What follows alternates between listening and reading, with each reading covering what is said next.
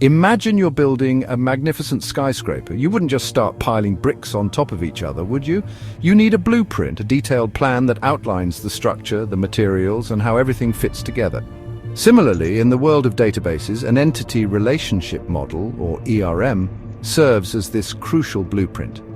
It provides a visual representation of how data is organized and interconnected. ER models are fundamental to database design. They help us understand the entities involved, their attributes, and how they relate to each other. Just like a good blueprint ensures a strong and well-organized building, a well-designed ER model leads to a robust and efficient database. This is essential for managing and retrieving information effectively. Whether you're dealing with customer data in an e-commerce platform or managing student records in a university system, ER models provide a structured approach. They offer a clear and concise way to represent complex data relationships, making it easier for developers and stakeholders to communicate and collaborate. In essence, ER models act as the foundation upon which efficient and reliable databases are built. They are indispensable tools for anyone involved in designing, implementing, or managing database systems. In the realm of ER models, an entity is a real-world object or concept that we want to store information about. Think of it as a noun, a person, place, thing, or event. An entity set is a collection of similar entities. For instance, in a library database, book would be an entity set containing all the books. Each entity possesses characteristics or properties called attributes. These attributes provide detailed information about the entity. For example, a book entity might have attributes like title, author, ISBN, and publication year. Attributes are like adjectives describing the entity.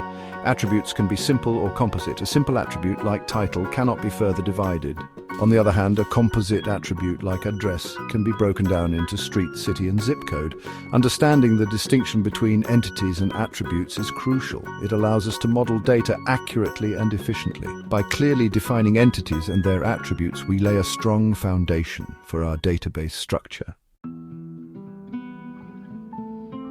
Now that we understand entities and their attributes, let's explore how they connect.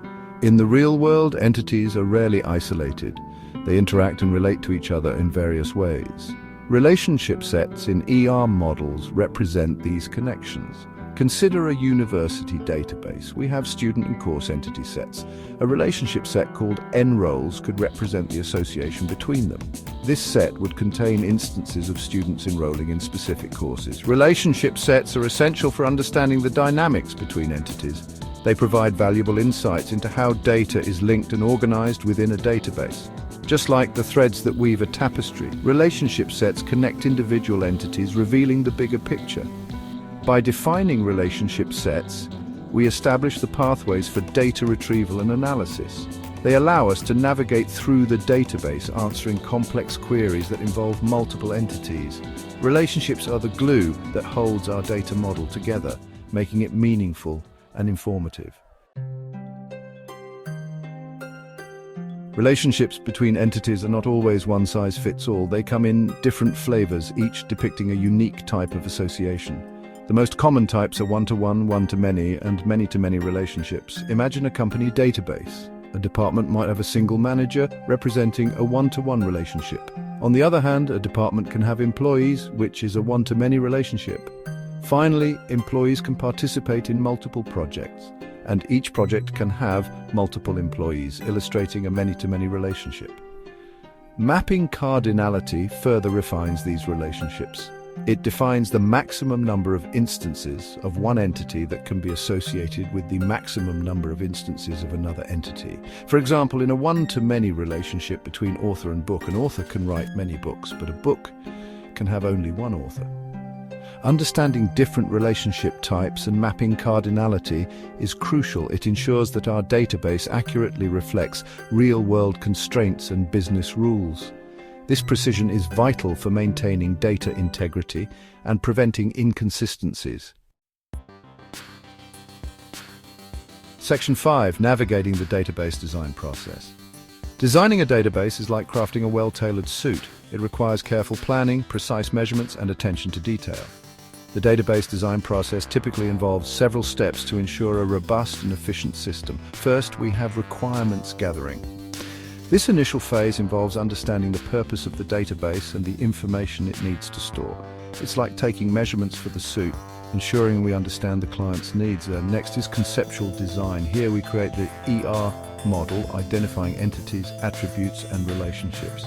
This step is analogous to sketching the initial design of the suit, laying out the basic structure. Then we move on to logical design. We translate the ER model into a relational schema, defining tables, columns, and primary keys.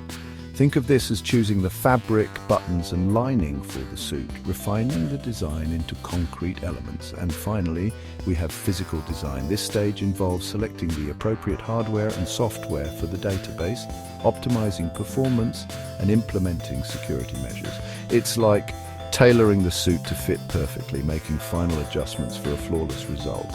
A well-defined database design process is crucial for a successful outcome. It provides a roadmap for development, ensuring that the database meets the requirements and performs optimally. Each step plays a vital role in translating the initial concept into a fully functional and efficient system. Section 6. Subclass, Generalization and Specialization. Section 7. Exploring aggregation in ER models. Section 8. Strong entities versus weak entities. Section 9. ER diagrams versus UML diagrams.